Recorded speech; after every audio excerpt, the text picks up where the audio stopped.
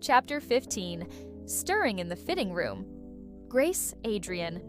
Ava Hart lifted her gown with a graceful smile as she greeted them. "What are you doing here?" Grace asked instinctively. Standing across from them, Ava tilted her head, her fair face touched with innocent puzzlement. "Grace, the day after tomorrow is Mrs. Reed's birthday banquet. She came personally to invite me, so I'm here to pick out a gown." She tucked a strand of hair behind her ear, her eyes flicking toward the small space between Adrian and Grace's hands. Her brows arched. They were about to get engaged, yet even here they stood apart like strangers. She certainly didn't believe they were as loving as the world imagined. "I heard Mother say the Reed family wants an alliance with ours. Are you hoping to meet their heir?" Grace's fingers curled faintly at her side, her calm face showing the faintest trace of nervous anticipation. Ava's lips curved sweetly. "Yes. I just came back to New Harbor. I haven't met Mr. Reed yet. This banquet is the perfect chance. After all, unlike you, sister..." Her voice softened, eyes dimming with a wistful sorrow. "I don't have someone I love. All I can do is accept whatever marriage the family arranges." Her delicate face struggled to hold a smile, but the bitterness beneath was clear. "Grace, let's look at gowns."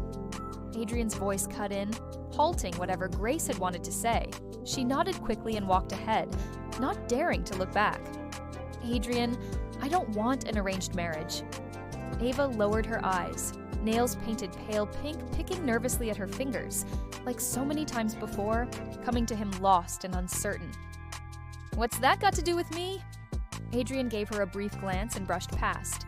As he left, Ava lifted her face. A triumphant smile spread slowly. Who she married didn't matter. What mattered was that Adrian must never marry Grace. Ava didn't bother trying on other dresses. She had the clerk charge the silver gown and send it to the Hart estate. Then she changed back into her white halter dress. She declined her friend's invitation to the spa, slipping instead into one of the fitting rooms. Adrian, just slipping off his shirt, froze at the voice. His handsome features clouded instantly, sharp as if coated with frost. "Who told you to come in?" "I only wanted to see what you look like in a suit. You once told me if we ever married, you'd wear white, because you'd always be my prince." Her gaze slid down his chest and abs, eyes brightening with open admiration. 6 years hadn't dulled him. His body was leaner, stronger. Those abs practically invited her touch. Still, Grace's man wasn't one she intended to truly claim. "Out." The word grated from his throat, his grip on his shirt tightening until veins stood out. His whole frame radiated hostility. "Fine, if you're upset, I'll go." Ava lowered her head, feigning wounded meekness.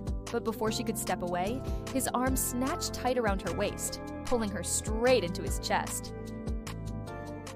Her cheek pressed against him, and she caught the hard pounding of his heart. She thought her act had worked, until Grace's voice drifted from outside. "Adrian, have you finished trying your suit?" Ava smirked faintly. His ears were sharp. He could tell Grace's footsteps apart. She deliberately traced circles on his waist, feather-light like a teasing brush of silk. Adrian's throat tightened. His grip on her waist grew iron hard, warning her to stop. But Ava always pushed boundaries. Instead of stopping, she slid her touch up his back to his neck, then kissed him. Her arms looped around his shoulders, her whole body clinging to him, cutting off any sound he might have made. Adrian's brows furrowed sharply. He wanted to shove her away, but they were pressed too close. Each time he leaned back, she followed, kissing him again and again. The faint scent of jasmine clung to her, filling his nose, twisting his expression darker with each second. "Adrian, what's wrong?" Grace's voice rose outside, anxious at his silence. "Nothing. I was just on the phone. I'll be out soon." Adrian forced his voice steady, low and hoarse. He glared coldly at the girl clutching his neck. "Down." Ava leaned into his shoulder, smiling slyly. "If I get down, I'll pull back the curtain and walk out right now. You sure you want that?" She kissed his cheek with a noisy smack. "Adrian, let me help you get dressed." Hopping down, she grabbed the shirt from the rack and slipped it onto his shoulders, buttoning it carefully. "Having fun?" His icy tone dropped like a hammer. Ava kept her eyes lowered, fingers working the buttons, though she wanted to say, "Very much." Instead, she held her tongue. "All done." She smoothed the shirt, then draped the tie over his shoulders, looping it around his neck with practiced ease. Remember your first day at Pierce Group? I helped you dress just like this, buttoning your shirt, tying your tie. Her face softened with memory, the smile tender yet tinged with a shadow of regret. That morning, 7 years ago, overlapped vividly with this one. Back then, I was clumsy. The tie looked awful. So who'd you practice on? Her heart jolted. He'd caught her slip. Back when they dated, she had never bothered to learn, preferring to act spoiled until he relented. It wasn't until her second year abroad that she picked it up. Her first boyfriend there, a few years older, had coaxed her into learning. I had to wear suits for a while. I learned then, she answered lightly. She rose on tiptoe, whispering near his ear. Adrian, are you jealous? Do you think I tied ties for someone else? Her eyes sparkled mischievously, lips smudged outside their line by their earlier clash, giving her a messy allure. Let go! Adrian suddenly bent slightly, his face darkening.